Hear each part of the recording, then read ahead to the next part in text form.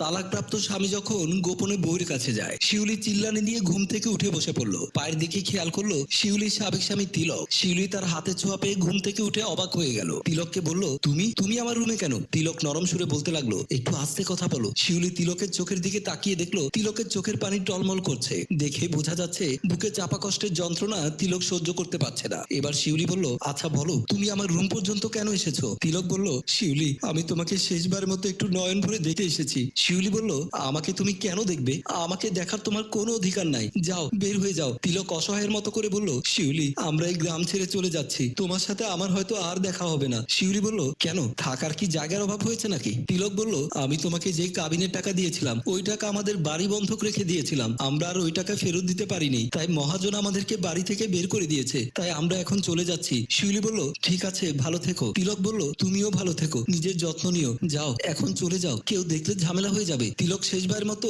শিউলিকে দেখে রুম থেকে বের হয়ে গেল। রুম থেকে বের হতে দেখতে পেল শিউলির বাবা নজিব সোফাতে বসে আছে। শিউলির বাবাকে তিলক ভয় পেয়ে গেল। তিলক শিউলির বাড়িতে ঢোকার সময় বাড়িতে কেউ ছিল না, এখন শিউলির বাবা সোফাতে বসা। তিলক একটু আড়াল হয়ে মনে মনে বলছে, এখন আমি কিভাবে যাব? যদি ওর চোখে পড়ে যায় তাহলে তো আমাকে জানে মেরে ফেলবে। এমনিতেও শিউলির বাবা তোর মেজাজের মানুষ। তিলক আবারও শিউলির রুমে চলে গেল। শিউলি বলল, আবার কেন এখানে? তিলক বলল, ড্রয়িং রুমে তোমার বাবা বসা, তাই যেতে পারছি না। শিউলি বলল, বাবা আসলো কখন? বাবা তো বাইরে ছিল, এখন যদি আমার রুমে আসে তাহলে কি হয় আল্লাহ জানে। তিলক বলল, তোমার বাড়ি থেকে বের হওয়ার আর কি কোনো পথ নেই? শিউলি বলল, হ্যাঁ আছে, বাড়ির পেছনের দিকে একটা দরজা আছে, তুমি বসো, আমি গিয়ে দেখি ওই দরজার আশেপাশে কেউ আছে কিনা। শিউলি বের হয়ে গেল। শিউলির ছোট বোন মিলি গিয়েছিল শিউলির একটা টেইলারিং জামা সেলাইয়ের জন্য দিয়েছিল, ওটা আনতে। জামা নিয়ে শিউলি রুমে ঢুকে দেখলো সেখানে তিলক বসা। তিলককে দেখে মিলি বলল, আপনি এখানে কেন? তিলক মিলিকে দেখে ঘাবড়ে গেল, বলল, মিলি, আমি তোমার আপুকে একটু দেখতে এসেছিলাম। মিলি বলল, আপনার কি লজ্জা শরম নেই? আপনার সাথে আমার বোনের ডিভোর্স হয়ে গেছে,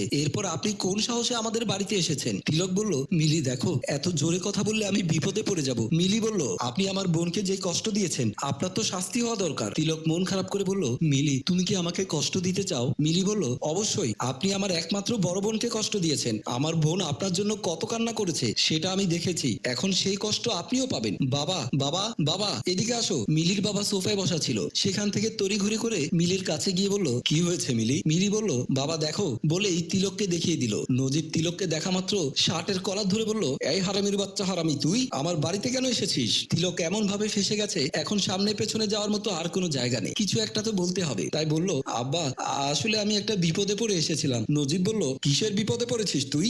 বিপদ কারে বলে এখন দেখবি, আগে রুম থেকে বের হ। নজিব তিলক টেনে হিচড়ে মরাত্মার মতো করে রুম থেকে বের করলো। বের করে মিলিকে বলল, রশি নিয়ে আয়, এর হাত পা বাঁধবো, তারপর ইচ্ছে মতো পেটাবো, পিটিয়ে হাত পা ভেঙে ডাকাতির মামলা দিয়ে জেলে ঢুকিয়ে দেবো। তিলক বলল, না আব্বা, এমনটা করিয়ে না। চুপ বেয়াদব, তোর মুখে আমাকে বাবা ডাকবি না। মিলি বলল, আব্বা, আমি রশি নিয়ে আসছি বলেই মিলি চলে যাবে। ঠিক ওই সময় সেখানে শিউলি গিয়ে দেখলো এই ভয়ঙ্কর অবস্থা। শিউলি বলল, বাবা, কি করছো তোমরা? নজিব বলল, এই বদমাইশটা তো রুমের মধ্যে লুকিয়েছিল, আমরা তাকে ধরেছি, মনে হয় কিছু চুরি করতে এসেছিল। তিলক বলল, আমি কেন এসেছিলাম আপনার মেয়ে জানে। বাবা শিউলিকে জিজ্ঞেস করলো, তুই জানিস মানে? শিউলির বাবা রাগান্বিত চেহারা দেখে ভয় পেয়ে বলল, আমি জানি মানে? আমি কি জানি বাবা, আমি কিছুই জানি না। তিলক এখন আরো ভয়ঙ্কর ভাবে ফেসে গেল। শিউলিকে বলল, তুমিও আমাকে এভাবে ফাঁসিয়ে দিলে, আমি তোমার কাছ থেকে এটা কখনোই আশা করিনি। মিলি বলল, বাবা, এই লোকটা আমার আপাকে ফাঁসানোর চেষ্টা করছে, একে ইচ্ছে মতো বেঁধে পিটাও, আমি রশি নিয়ে আসছি বলেই মিলি চলে গেল। শিউলি বলল, বাবা, তোমার যা ইচ্ছে তাই করো, ওকে উপযুক্ত শাস্তি দাও বলেই শিউলিও চলে গেল। তিলকের জন্য অপেক্ষা করে দাঁড়িয়ে আছে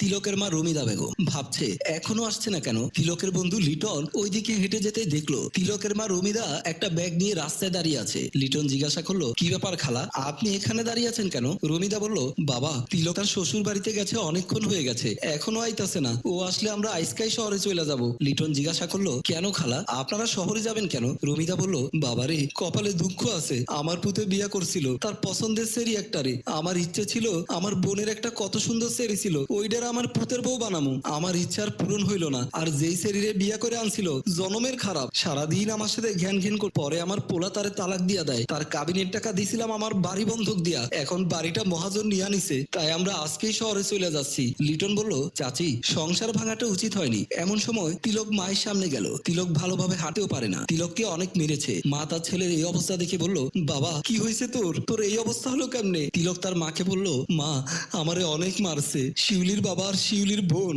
মা বলল, তোকে আমি মানা করছিলাম ওই বাড়িতে না যাইতে, তারপরও কেন গেলি? আমি জানতাম তোর কিছু একটা করব এমন সময় সেখানে শিউলি গিয়ে বলল, তিলক আমাকে ক্ষমা করে দিও, আসলে আমি চাইছিলাম না তোমাকে মার খাওয়াতে, আমার বাবার চোখে পড়ে গেছো তাই এমন হয়েছিল। তিলক বলল, তুমি কি জুতা মেরে গরুদান করতে এসেছো? তোমার বিবেক বলতে কি কিছুই নেই? তুমি একদিন হলেও তো আমার সাথে সংসার করেছো, কিভাবে পারলে এভাবে আমাকে মার খাওয়াতে? এমন সময় সেখানে শিউলির বাবা আর শিউলির বোন লিপি গেল। শিউলির বাবা ডাক দিয়ে বলল, শিউলি তুই এখানে কেন? তার মানে এই তিলককে তুই আমার বাড়িতে যেতে বলেছিলি? শিউলি বলল, না বাবা, আমি তাকে যেতে বলিনি, সে গিয়েছিল। কিন্তু বাবা, তিলককে এভাবে মারাটা ঠিক হয়নি, তোমরা অমানুষের পরিচয় দিয়েছো।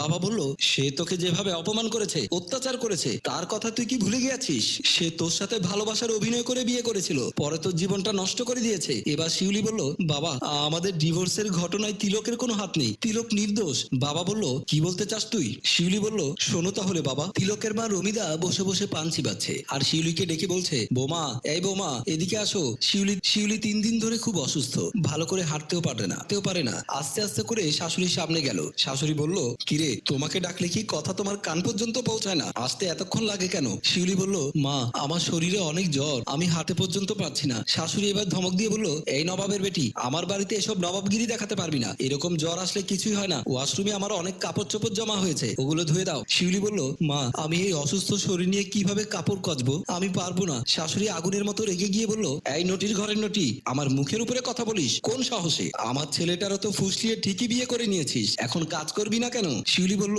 মা আমি আপনাদের বাড়ির কাজের মেয়ে না যে সব কাজ আমারই করতে হবে। শাশুড়ি বলল, আচ্ছা তাহলে এখন তো পাখা গজিয়েছে তাই না? দাঁড়া, পাখা আমি ভাঙবো। শিউলি বলল, ঠিক আছে মা, আপনি যাই পারেন তাই করেন, বলেই চলে গেল। একটু পর তিলক বাসায় আসলো। মায়ের রুমে যেতেই দেখলো তিলকের মা চুল ছেড়ে দিয়ে কান্না করছে। তিলক জিজ্ঞাসা করলো, মা কি হয়েছে তোমার, তুমি কান্না করছো কেন? রমিদা আরো বেশি কান্না করে করে বলল, বাবা তোর বউ আমাকে অনেক মারছে, দেখ আমার চুল টেনে ছিঁড়ে ফেলছে, এভাবে প্রতিদিন আমাকে মারে। তোকে তো আমি কোনোদিনও বলি না, আজকে বললাম কারণ তোর বউ যে কোনো মুহূর্তে আমাকে খুন করে ফেলতে পারে। তোকে আমি প্রথম দিন থেকে বলেছিলাম এই মাইয়া ভালো হবে না। তিলক তার মায়ের এসব কথা শুনে বলল, মা তোমাকে যে শিউলি প্রতিদিন এইভাবে অত্যাচার করে তুমি আমাকে কোনোদিনও বলনি কেন? মা আমি তাকে আজকে তালাক দিয়ে আমার বাড়ি থেকে বের করে দেব, কিন্তু মা আমি কাবিনের টাকা পাবো কোথায়? মা বলল, দরকার হলে আমাদের বাড়ি বন্ধক দেব, বাড়ি বন্ধক দিয়ে হলেও তোর বউয়ের কাবিনের টাকা দিয়ে দেব। ঠিক আছে মা, আমি যে কোনো কিছুর বিনিময়ে ওই মানসরূপী পিশাচকে আমি বাড়ি থেকে বের করব।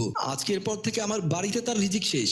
এবার তিলক বলল, তার মানে মা এইসব কিছু তুমি করেছিলে? মা কেন তুমি আমার এত সুন্দর সাজানো সংসার ভেঙে দিলে? শিউলি তোমার কি ক্ষতি করেছিল? শুধু তোমার কারণে আমি শিউলির বিরহে তিলে তিলে শেষ হয়ে যাচ্ছি। মা তোমাকে আমি কিভাবে বোঝাবো, আমার যে মৃত্যু যন্ত্রণার চেয়েও আরো বেশি কষ্ট হচ্ছে। তুমি আমার মা নও, মা নামে ডাইনি। এবার মা বলল, বাবা আমি ভুল করেছিলাম, তুই আমাকে ক্ষমা করে দে, আমি চাইছিলাম আমার বোনের মেয়েকে তোর সাথে বিয়ে দিতে। বৌমা তুমি আমাকে ক্ষমা করে দাও, তুমি যদি আমাকে ক্ষমা না করো আল্লাহ আমাকে ক্ষমা করবে না। শিউলি বলল, এখন ক্ষমা চেয়ে আর কি লাভ হবে, যা হবার তো হয়ে গেছে। তিলক তার শ্বশুরকে বলল, আব্বা আমি আপনার মেয়েকে আবার বিয়ে করতে চাই। নজিব বলল, এটা হয় না। শিউলি বলল, বাবা আমিও তিলককে দ্বিতীয়বারের মতো বিয়ে করতে চাই। তিলকের মা বলল, বেয়াই চলেন আমরা হুজুরের কাছে যাই, গিয়া সবকিছু বুঝাই বলি, হুজুর হয়তো কোনো একটা ফয়সালা দেবে। নজিব বলল, আপনি যখন আপনার ভুল বুঝতে পেরেছেন ঠিক আছে চলেন। সম্মানিত ভিউয়ার্স, আমাদের সমাজে পুত্রবধূ আর শাশুড়ির সম্পর্ক দিন দিন এতই খারাপ হয়ে যাচ্ছে যে তাদেরকে দেখলে মনে হয় শাশুড়ি আর পুত্রবধূ 203,